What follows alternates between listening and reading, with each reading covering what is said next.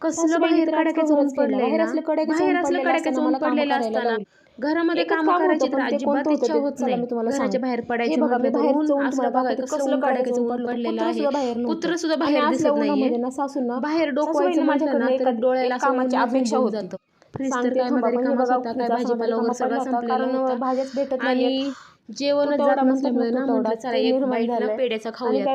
पेढे कमीत कमी किती दिवस खायला पाहिजे बरं? मला तर वाटतं 2-3 दिवस खायला पाहिजे. पण त्याच्यावर लिहिलेलं असतं 12 तासामध्ये संपवून टाका. पण ह्या माझा तिसरा दिवस झाला पेढा आणून मी खात होते. पोट तर वगैरे दुखणार नाही ना. आज ना उद्या तर मरायचं आहे पुढं. आज ना उद्या तर मरायचं आहेच ना.